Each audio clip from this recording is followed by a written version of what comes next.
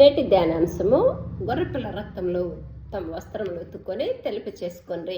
ప్రకటన గ్రంథము 7వ అధ్యాయము 14వ వచనంలో ఏమని రాయబడి ఉంటుందంటే, వీరు మహాశ్రమం నుంచి వచ్చిన వారు గొర్రెపిల్ల రక్తంలో తమ వస్త్రములను ఉతుక్కొని వాటిని తెలుపు చేసుకొని. మహాశ్రమం నుంచి వచ్చిన వారు అనగానే షడ్రక్ మేషక్ అబేద్నెగోను దానియేలు గ్రంథం 3వ అధ్యాయం మనం చూసినట్లయితే, ఆ నెబుకద్నెజరు మీరు నా విగ్రహానికి కానీ మీరు పూజ చేయకపోతే, నమస్కరించకపోతే అగ్నిగుండంలో వేస్తామన్నప్పుడు ఆ షడ్రక్ మేషక్ అబేద్నెగోలు ఏమంటారంటే, రాజా మేము మా దేవుడు మమ్మల్ని రక్షించడానికి సమర్థుడు, ఒకవేళ రక్షించకపోయినా నీకు మాత్రం మేము నీ విగ్రహానికి నమస్కారం చేయమని ఆ మహాశ్రమల నుంచి వాళ్ళు చావుకు కూడా సిద్ధపడ్డారు. అప్పుడు అగ్నిగుండం 7 పెంచి నెబుకద్నెజరు షడ్రక్ మేషక్ అబేద్నెగోలని అగ్నిగుండంలో వేసినప్పుడు ఆ మహాశ్రమల్లో దేవుని నామానికి గట్టిగా పట్టుకొని, మేము బ్రతికితే క్రీస్తే చావైతే మరమేలని ఎంతగా అయితే దేవుని నామాన్ని మహింపరచడానికి వాళ్ళు సిద్ధపడ్డారో, ప్రాణాలు పోయినా కానీ, అప్పుడు దేవాది దేవుడైన యెహోవా యేసుక్రీస్తు ప్రభు పరిశుద్ధాత్మ దేవుడు వాళ్ళ మధ్యన అగ్నిగుండంలో వాళ్ళ మధ్యన ఉండి 4 మనుషులను చూస్తున్నానని నెబుకద్నెజరు అక్కడ సాక్ష్యం ఇస్తున్నాడు. దానియేలు కూడా మనం చూసినట్లయితే 6వ అధ్యాయంలో కూడా సింహపు బోన్లు వేసినప్పుడు రాత్రి అంతా సింహపు బోన్లో ఉన్నప్పుడు దానియేలు భయపడట్లేదు. ఎందుకంటే దానియేలు నిత్యము దేవుని నామాన్ని మహిమపరిచి కీర్తనలు దావీదు మహారాజు చెప్పినప్పుడు ఏమంటాడంటే, ఎల్లప్పుడూ నా దేవుణ్ణి నేను ఎదురుగా ఉంచుకొని ఉన్నాను అని అంటాడు. అంటే నా హృదయాంతరంగంలో దేవుణ్ణి వెతుకుతూ ఉన్నాను అంటున్నాడు. కాబట్టి దేవుణ్ణి దానియేలు కూడా స్థిరమైన మనసు, శుద్ధమైన హృదయం కలిగి ఎల్లప్పుడూ దేవుని ఎందే గురి నిలుపుతూ ఉన్నాడు. కాబట్టి ఆ సింహభవనంలో ఉన్నా కానీ, లేకపోతే వాళ్ళ గృహంలో ప్రార్థన చేసినా, ఎక్కడ ప్రార్థన చేసినా దేవుడు తనతో ఉన్నాడని ఒక ధైర్యం కలిగి ఉండి ఆ సింహాల నోట్లో నుంచి విడిపించి ఆ దానియేలు రాజు వచ్చి అంటాడు, జీవంగల దేవుని సేవకుడైన దానియేలు, నిత్యం నువ్వు పూజ చేయుచున్న నీ దేవుడైన యెహోవా నిన్ను రక్షించేనా అని. రాజు భయపడ్డాడు కానీ దానియేలు భయపడట్లేదు. కాబట్టి ప్రాణాలు పోతాయి అని తెలిసినా కానీ వాళ్ళు దేవుని నామాన్ని మహిమపరిచారు. అందుకని ఇక్కడ ఏమంటున్నారంటే, మహాశ్రమల నుంచి వచ్చి గొర్రెపిల్ల రక్తంలో తమ వస్త్రాలను ఉతుక్కొని వాటిని తెలుపు చేసుకుని ఉన్నారు అంటున్నారు. కాబట్టి అసలు ఆ గొర్రెపిల్ల రక్తం ఏ విధంగా ప్రోక్షించబడింది, దాన్ని ఏ విధంగా తెలుపు చేసుకున్నారని మనము ధ్యానించినట్లయితే, ఇక్కడ ఎవరు అసలు రక్తంలో కడుక్కోవాల్సిన అవసరం ఏమొచ్చింది అని మనం కానీ చూసినట్లయితే, యెషయా 64వ అధ్యాయం 6వ వచనంలో ఉంటుంది, మా నీతి క్రియలన్నీ మురికి గుడ్డల వల్లే ఆయన అంటున్నాడు యెషయా. కాబట్టి ఒకవేళ పరిశుద్ధంగా జీవిస్తే, దేవుని నామాన్ని మహిమకరంగా జీవిస్తే వాళ్ళ జీవితాలు ఎలా ఉంటాయి అని మనము కానీ ఆలోచన చేసినట్లయితే, గలతీ 5వ అధ్యాయం 22వ వచనంలో ఆత్మఫలములు ఏమనగా ప్రేమ, సంతోషము, సమాధానము, దీర్ఘశాంతము, దయాళత్వము, మంచితనము, విశ్వాసము, సాత్వికము, అసనిగ్రహము. పోనీ ఒకవేళ ఈ దేవుని నామాన్ని కానీ మనము మహింపరిచే వాళ్ళమైతే, దేవుని పరిపూర్ణంగా మనము కూడా అంగీకరించిన వాళ్ళమైతే, దేవుని చిత్తం ప్రకారం నడుచుకునే వాళ్ళైతే ఆత్మఫలాలు ఉంటాయి. అయితే కానీ అలా బ్రతికినా కూడా ఇక్కడ యెషయా ఏమంటున్నాడంటే, అయ్యా మా నీతి క్రియలన్నీ మీకు మురిగొడ్డల వల్ల అయితే అంటున్నాడు. ఎందుకు అంటున్నాడు అంటే, ఏ పరిస్థితిలో అంటున్నాడు ఇక్కడ అని మనం ఆలోచన చేసినట్లయితే, గలతీ 5వ అధ్యాయము 19వ వచనంలో చూసినట్లయితే, శరీర కార్యాలు స్పష్టమైనవి అవేవనగా జారత్వము, అపవిత్రత, కామకత్వము, విగ్రహారాధన, క్రోధము, కక్షలు, అసూయ, అల్లరితో కూడిన ఆటపాటలు. కాబట్టి ఎందుకు ఇక్కడ శరీర కార్యాలు అవి దేవునికి వ్యతిరేకంగా ఉన్నాయి అని మనం ఆలోచన చేసినట్లయితే, దేవుడైన యెహోవా దావీదు మహారాజు ఏమంటాడంటే, అతడు నా హృదయానుసారుడు దావీదు అని అంతగా దావీదు మహారాజు గురించి సాక్ష్యం దేవుడైన యెహోవా చెప్తుంటే, అతడు చేసిన ఒక చిన్న పాపం వలన, జారత్వం వలన దేవుని నామానికి మహిమను తీసుకొని రాకుండా దేవుని నామాన్ని నా శత్రువులు దూషించడానికి నువ్వు అవకాశం ఇచ్చావని దావీదు మహారాజుతో నాతాన్ చేత కబురు పంపిస్తాడు దేవుడైన యెహోవా. కాబట్టి ఇలాగా ఈ శరీర కార్యాల్లో మోషే తీసుకున్నా కానీ, మోషే అంతగా దేవుని నామాన్ని మహిమపరిచినా కానీ 40 సంవత్సరాలు వచ్చినప్పుడు ఎంత రాజు దగ్గర ఫరో రాజు దగ్గరే ఉండి వాళ్ళ దగ్గర అన్ని యుద్ధాలు నేర్చుకున్నాడు. దేవుని నామాన్ని మహింపరచడానికని అతడు దేవుని యొక్క కార్యాల కోసమని బయటికి పంపించడానికి ట్రై చేసినప్పుడు తన సేవను ఉపయోగించడానికి దేవుడు సమయం చూసినప్పుడు వెంటనే అక్కడ మోషే ఏం చేస్తాడంటే ఒక ఐగుప్తిని సంహరించేస్తాడు. తనకున్న విద్యలన్నిటినీ సంహరించేసేస్తాడు. ఒక ఐగుప్తిని చంపేసేస్తాడు. కాబట్టి అలా ఏదో ఒక దానిలో మనుషులు తప్పిపోతా ఉన్నారు. అందుకని యెషయా ఏమంటాడంటే, అయ్యా మా నీతి క్రియలన్నీ నీకు మురికి గుడ్డల వలె ఉన్నాయి కదా అంటారు. అందుకని మనము కూడా ఏంటంటే మాట వలన, తలంపు వలన, క్రియ వలన చేసిన ప్రతి పాపాన్ని యేసయ్య మన కోసం శిలువలో రక్తం చేత మనము కడిగి పరిశుద్ధపరచుకోవాలా. అందుకని ఇక్కడ ఏమంటున్నాడంటే, గొర్రెపిల్ల రక్తంలో మీ వస్త్రాలను ఉతుక్కోండి అంటున్నాడు. అందుకనే యేసుక్రీస్తు ప్రభువారు మన నిమిత్తం ఏ విధంగా అసలు అణువణు శిలువలో రక్తం ప్రోక్షించాడు, మనం ఏం చేయాలి అని మనం ఆలోచన చేసినట్లయితే ఈ శిలువ 40 ధ్యానంలో మనము మన సొంత కార్యాలన్నీ మనకి ఈ లోకంలో కావాల్సినవన్నీ మనం అడగొచ్చు. కానీ దాంతోపాటు మనం చేయాల్సింది ఏంటంటే శిలువ దగ్గర నిలబడి మనము ప్రాణం, ఆత్మ, శరీరం పరిశుద్ధపరచుకోవాలి. మాట, తలంపు, క్రియలని పరిశుద్ధపరచుకోవాలి. కాబట్టి అలా పరిశుద్ధపరచుకోవాలంటే మనం ఏం చేయాలనేది ధ్యానించుకునేటప్పుడు ఇక్కడ వచ్చేసినప్పటికీ ఏమొస్తుందంటే, ముందు తలంపుల నిమిత్తం కానీ మనం ఆలోచన చేసినట్లయితే యేసుక్రీస్తు వారు తలలో ముళ్ళ కిరీటము, ఆ యోహాను సువార్త 19వ అధ్యాయం వచ్చేసినప్పటికీ ఏమొస్తుంది, అక్కడ 19వ అధ్యాయంలో యేసుక్రీస్తు ప్రభు వారికి సైనికులు 19వ అధ్యాయం 2వ వచనంలో సైనికులు ముళ్ళతో కిరీటం మళ్ళీ ఆయన తల మీద పెట్టిరి. కాబట్టి ఒక రోమ సామ్రాజ్యంలో తల్ల ముళ్ళ కిరీటం పెట్టే ఆచారం లేదు, అసలు ఆ శిక్ష కూడా లేదు. కానీ యేసుక్రీస్తు ప్రభువారు మనుషులకు తలంపులన్నీ చెడ్డగా ఉంటాయని దేవుడు అనే యెహోవా కూడా ఏమంటాడంటే, మనుషుల యొక్క తలంపులు ఎల్లప్పుడూ చెడ్డది కాబట్టి అసలు నరుని సృజించినందుకు నేను సంతాపపడుతున్నాను అంటాడు. కాబట్టి అలాంటి చెడ్డ తలంపుల నిమిత్తము యేసుక్రీస్తు ప్రభువారు తల్ల ముళ్ళ కిరీటం ధరిస్తారు. ఆ ముళ్ళన్నీ రక్తంలో తల లోపల గుచ్చుకొని పోయినప్పుడు రక్తం అంతా ప్రోక్షించబడతా ఉంటుంది. అయినా కానీ యేసుక్రీస్తు ప్రభువారు నోరు మెదపకుండా ఉన్నారు.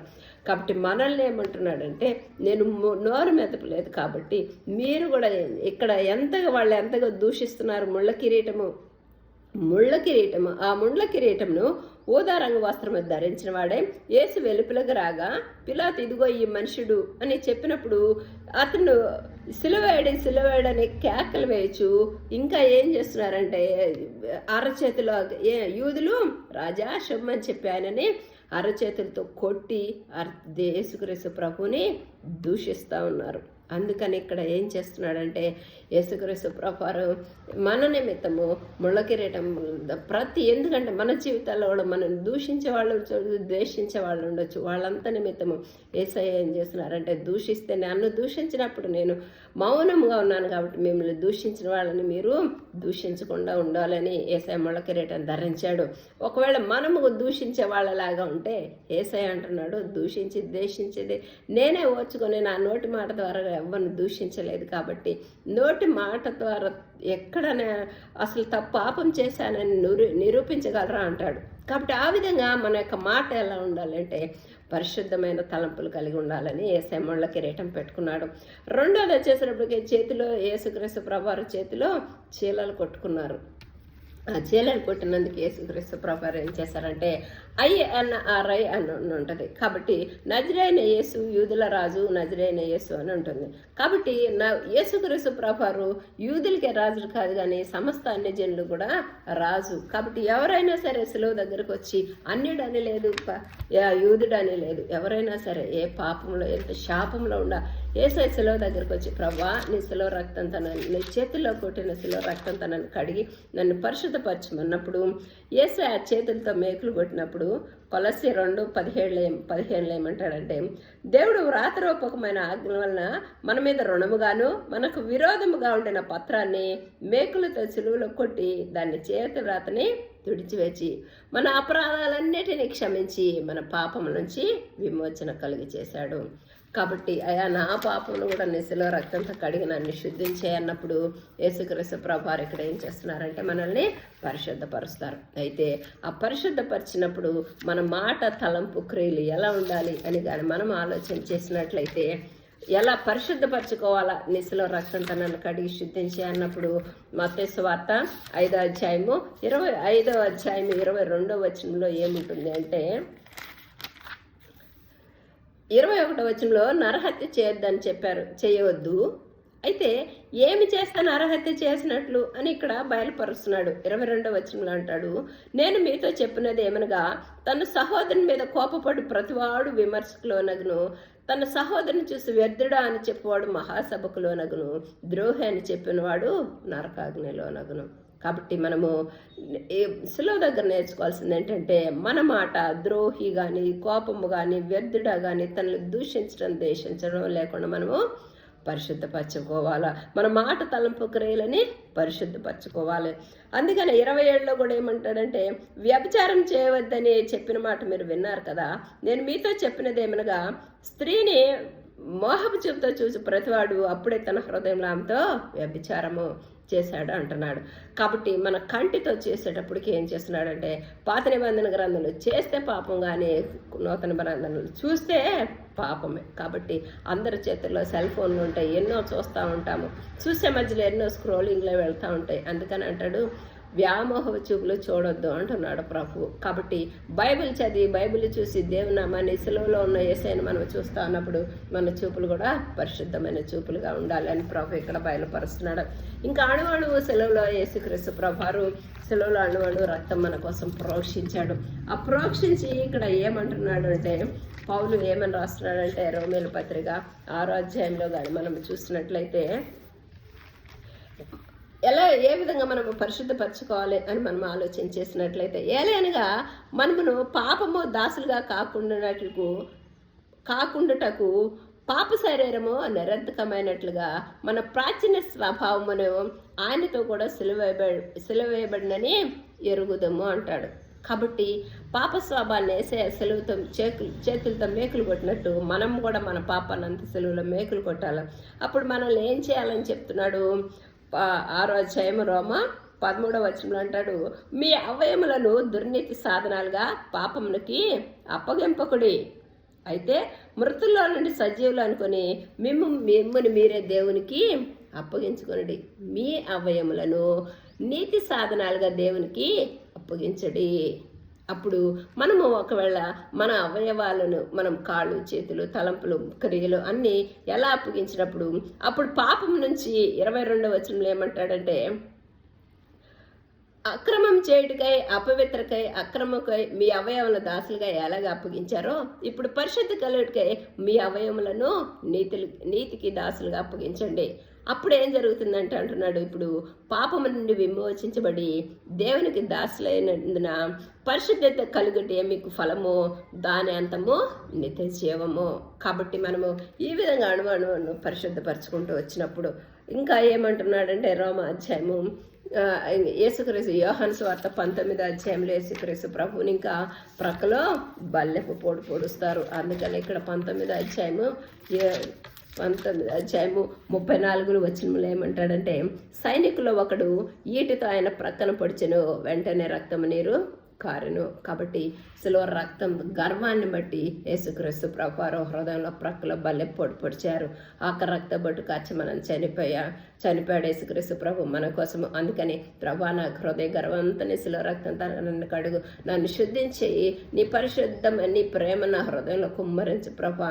అందుకని రోమ 5:5లో కూడా యేసుక్రీస్తు ప్రభువారు ఏమని చెప్తాడు అక్కడ మనకే అని మనం ఆలోచన చేసినట్లయితే అలా హృదయం పరిశుద్ధపరచబడితే ఏం జరుగుతుంది అంటే రోమ 5:5లో ఏమంటాడంటే ఎందుకనగా ఈ నిరీక్షణ మనలను సిగ్గుపరచదు, మనకు అనుగ్రహించబడిన పరిశుద్ధాత్మ ద్వారా దేవుని ప్రేమ మన హృదయములలో కుమ్మరించబడుతుంది. కాబట్టి నీ ప్రేమ నా హృదయంలో కుమ్మరించి ప్రభా అని మనము ప్రార్థన చేయాలి. కాబట్టి గొర్రెపిల్ల రక్తంలో ఏ విధంగా శుద్ధి చేసుకోవాలని చెప్తున్నాడు 7:14లో మనం ఆలోచన చేసినట్లయితే అణుశిల రక్తంతో నన్ను కడుగు శుద్ధించి అని మనం పాపాలను ఒప్పుకొని విడిచిపెట్టి ఆ పాపం జోలికి మళ్ళీ వెళ్లకుండా మనం బాప్తిసం తీసుకున్నప్పుడు యేసుక్రీస్తు ప్రభు యొక్క శరీరము మనకి ఆహారముగా యేసుక్రీస్తు యొక్క చిన్న సిలువ రక్తము మనకు పానీయముగా ఇస్తారు. అందుకనే యోహాను సువార్త 6వ అధ్యాయంలో 54 ఏమంటారు, నా శరీరం తిని నా రక్తం త్రాగువాడే నిత్య జీవము కలవాడు అంటాడు. కాబట్టి మనం ఎప్పుడైతే ప్రభురాత్రి భోజనంలో యేసయ్య శరీర రక్తాల్లో పాలు పొందుకుంటామో అప్పుడు యేసయ్య యొక్క మహిమ శరీరము, యేసయ్య పునరుద్ధానం మన కోసం మరణించి చనిపోయి తిరిగి లేచినప్పుడు పునరుద్ధాన శక్తితో ఏ విధంగా లేచారో మనం కూడా శరీరం తీసుకునేటప్పుడు ప్రభురాత్రి భోజనం తీసుకునేటప్పుడు నీకు కృతజ్ఞతాస్తుతులు చెల్లిస్తున్నాం ప్రభా, నీ శరీరం నీ రక్తంకై నన్ను పరిశుద్ధపరిచి మాట తలంపు క్రియలను నీ మహిమ శరీరంగా నా శరీరాన్ని మార్చున్నప్పుడు కాబట్టి మన పాపాలన్నీ యేసు రక్తంతో కడిగబడి యేసే మహిమ శరీరంగా మార్చబడతాయి. అందుకని అంటాడు, గొర్రెపిల్ల రక్తంలో మీ వస్త్రాలను ఉతుక్కొని వాటిని తెలుపు చేసుకోండి అంటున్నారు. ఆమేన్.